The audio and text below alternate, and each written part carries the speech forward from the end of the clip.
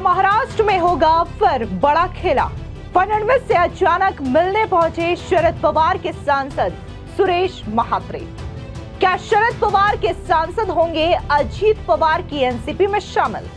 BJP ने निर्मला सीतारमण और विजय रूपाणी को बनाया महाराष्ट्र के लिए पर्यवेक्षक। नमस्कार, स्वागत है आपका। आप देख रहे हैं द न्यूज और मैं रानी गुप्ता आपके साथ। महाराष्ट्र में हुए विधानसभा चुनाव में महायुति ने अकेले अपने दम पर सत्ता हासिल करके महाविकास अघाड़ी को करारी शिकस्त दी है, लेकिन इसके बावजूद अभी तक मुख्यमंत्री के चेहरे को लेकर के कोई ऐलान नहीं हुआ है। इस बीच खबर ये सामने आ रही है कि क्या महाराष्ट्र में कोई बड़ा खेला एक बार फिर से देखने को मिल सकता है, क्योंकि आपको बता दें कि शरद पवार के बेहद करीबी और शरद पवार गुट के सांसद सुरेश महात्रे उर्फ बाल्या मामा ने सोमवार को दोपहर में देवेंद्र फडणवीस से मुलाकात की है, उनके बंगले में जाकर के। अब देवेंद्र फडणवीस से मुलाकात करना शरद पवार के करीबी सांसद का ये दरअसल सियासी गलियारों में काफी ज्यादा सुर्खियां भी बटोर रहा है, क्योंकि ये लोगों के जहन में सवाल आ रहा है कि आखिर शरद पवार के करीबी सांसद सुरेश महात्रे देवेंद्र फडणवीस से मुलाकात क्यों कर रहे हैं? क्या अब धीरे धीरे शरद पवार की गुट में जो बचे हुए सांसद हैं और एमएलए हैं वो अपना समर्थन महायुति को देंगे, और कहीं ऐसा ना हो कि शरद पवार की एनसीपी छोड़ करके ये जो सांसद और विधायक है वो अजीत पवार की एनसीपी में शामिल हो जाए? क्योंकि आपको बता दें, जिस तरीके से बारामती सीट से अजीत पवार को लेकर के रिस्पॉन्स देखने को मिला है, इसको लेकर के यही कहा जा रहा है कि शरद पवार से ज्यादा इन्फ्लुएंस कहीं ना कहीं अजीत पवार का है। ये कहना गलत नहीं होगा, और जितने भी एनसीपी के युवा सांसद हैं या फिर विधायक हैं वो कहीं ना कहीं अजीत पवार के काफी ज्यादा समर्थन में देखे जा रहे हैं। ऐसे में कहा जा रहा है कि महायुति के सरकार गठन के दौरान बड़ा खेला हो सकता है और शरद पवार के जो सांसद है, करीबी सांसद, वो अजीत पवार के गुट में जा सकते हैं, उनकी पार्टी में शामिल हो सकते हैं। अगर ऐसा होता है तो ये सिर्फ शरद पवार के लिए बड़ा झटका नहीं होगा, बल्कि पूरी की पूरी महाविकास अघाड़ी के साथ होगा। तो वहीं कुछ का ये भी कहना है कि अगर जिस तरीके से एकनाथ शिंदे का बयान सामने आ रहा है और वो ये कहते हैं कि एक कॉमन इंसान की तरह उन्होंने जो काम जनता के लिए किया है, तो जनता चाहती है कि एकनाथ शिंदे दोबारा से मुख्यमंत्री बने।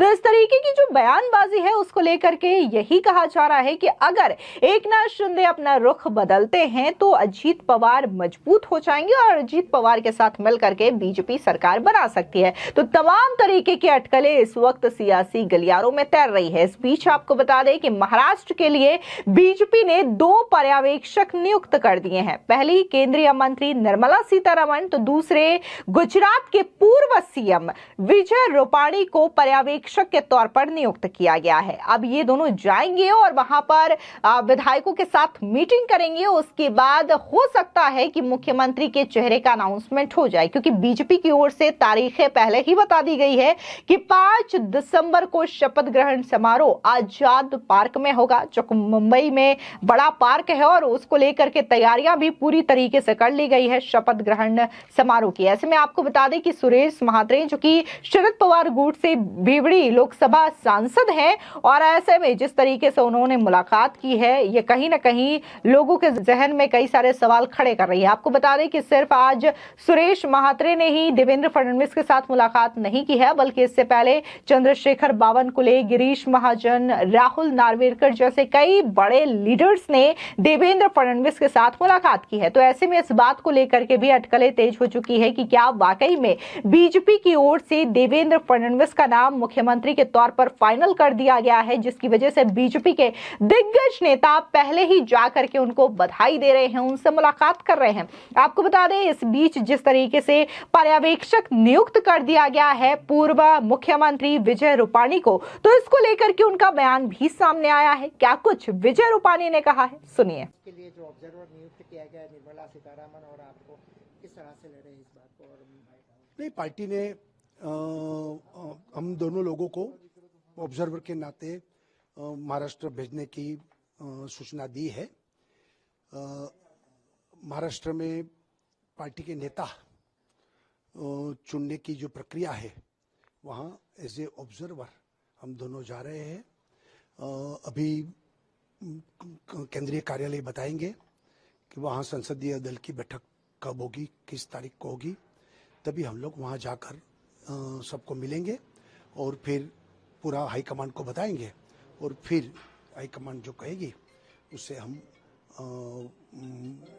वहाँ के नेता चुनते हुए जाहिर डिक्लेयर करेंगे। इतनी बड़ी जीत महाराष्ट्र में मिली है, तीनों दल के विधायकों को सुनने के बाद परिणाम तय होगा क्या, किस तरह से प्रोसीजर होती है?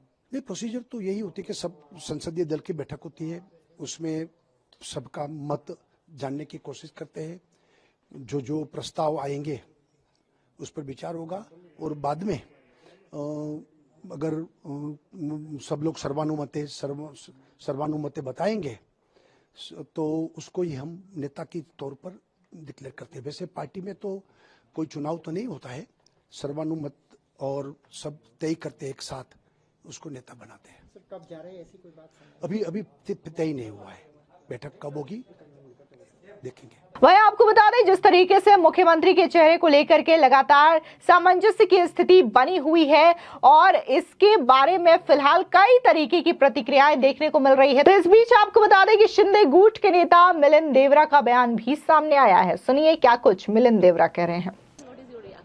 I would like to inform the people of Maharashtra through you, firstly to thank them for giving the Mahayuti a decisive mandate and to assure them that the government will be formed in the next few days. There is just some fine-tuning between all allies.